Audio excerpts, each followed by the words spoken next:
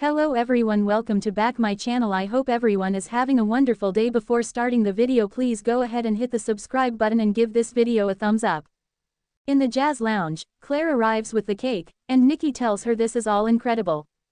Victor makes a speech about his wife, saying she has given him the world. Holding her in his arms, Victor tells her she's his purest joy and has his love and loyalty forever. As they kiss, everyone applauds. Nick and Victoria step up, tease their parents and talk about their mother being glamorous, loving, and protective. They want her to know how much they love her and how much she means to them.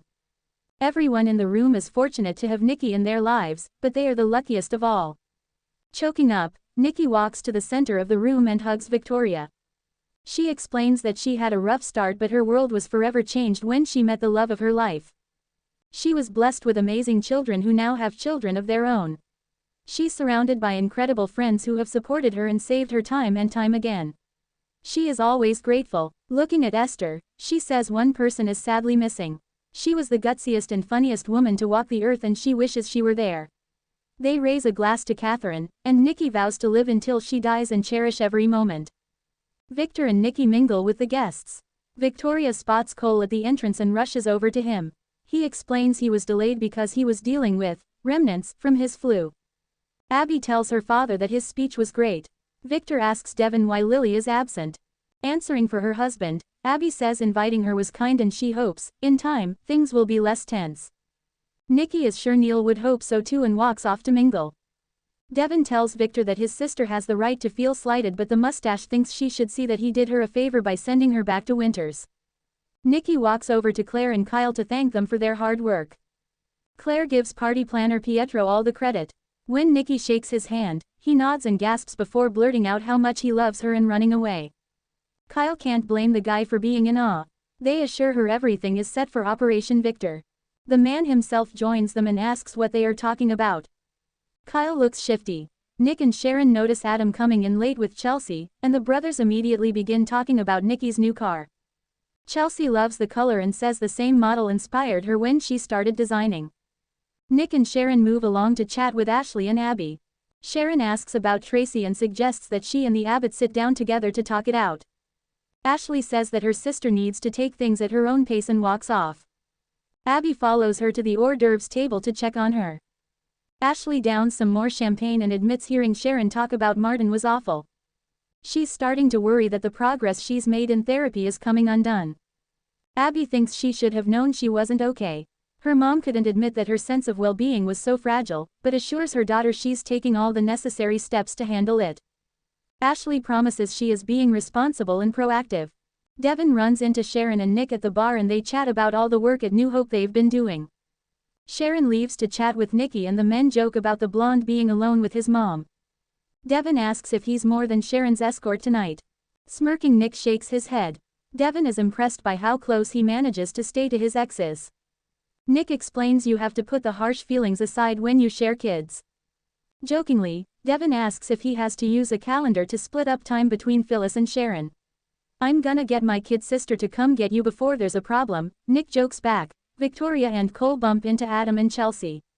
Adam jokes about Cole moving to the ranch and being surrounded by the family. Chelsea says there are perks and it has been wonderful. They recall when Cole lived at the ranch. He coughs and Adam says he's looking a little rough. Cole claims he's on the upswing. Victor shuts Michael down. Michael and Lauren watch Victor and he remarks on the awkwardness of all this. She's sure he wants to talk to his ex-boss. When Michael sees Nikki and her husband alone at the bar, he rushes over to congratulate the birthday girl. Nikki walks off to talk to Lauren. Victor says she shouldn't have left them alone. When Michael says he hopes they can work things out, Victor tells him not to count on it. The lawyer brings up the mysterious invitations from Dumas. Victor promptly reminds him that he no longer works for him and this is none of his business. Across the room, Jack and Diane tell Nikki that she is glowing. They give credit for the night's events to Claire and Diane says she's very much a Newman woman. Nikki brings up the mysterious surprise Kyle and Claire have planned to win Victor over. Jack hopes it doesn't blow up in their faces. Victor joins them and Jack brings up the invitation to visit Dumas at his chateau. Nikki says they received the same invitation. Victor assumes it must be some business strategy related to Newman. Jack points out that Dumas has been in touch with Billy and this must be about Abbott Communications. This doesn't seem to impress Victor. Diane says it could also be about something else entirely. Claire tries calling for everyone's attention as Lauren tells Michael that she's proud of how he is handling this. She's sure that losing his father figure has cut deep, but begs him not to be drawn back into his circle. Michael doubts that could happen anytime soon. Across the floor, Jack tells Diane that she's the most beautiful woman he's ever held in his arms. He only has eyes for her. Meanwhile, Adam asks Chelsea if she's getting ideas for her birthday and suggests they do go-kart racing. She'd rather have a Ferrari. As everyone dances, Pietro sneaks over to Claire and Kyle to announce that things are ready and waiting for their approval. As they rush off, Cole and Victoria hope their daughter's plan works. Nick and Sharon also discuss how much they hope that things will work out for Claire. She knows it is a rite of passage in the family. A Newman has to fight for independence. How does that work out for everyone? He asks. Sharon is sure that Claire will find the life she wants. Kyle makes his grand gesture. Nikki thanks Victor for the beautiful evening and they compare Sharon and Nick to Kyle and Claire. She feels Sharon has shown she doesn't deserve Nick. Victor is confident Kyle doesn't deserve Claire either. The lights suddenly dim and the golden cake is wheeled out to Nikki. The guests count down and she blows out the candles. After the claps die down, Kyle steps up to make a toast. He explains that he has known Nikki his entire life. She is beautiful, brilliant, and overwhelming. Her husband is a chess master and knows that the queen is the piece on the board with the most raw power. That's who Nikki is. Kyle goes on to say Nikki is loving, forceful, creative, and tough. Nikki's impact on the world has been lasting and her family will continue to spread her unique form of love and caring. In honor of that ever-expanding circle, he hands her a gift. It's a charm bracelet with the names of all her grandchildren and great-grandchildren engraved on it. After she reads through all the names, she thanks him. Long live the Queen, he toasts. Everyone raises their glasses to toast her. As Kyle hugs her, he looks over to Victor, who looks at him and then at Claire. Damien gets a surprising call. At Society, Damien and Lily sit on the sofa by the window and he asks her if she's regretting not attending the big Newman party.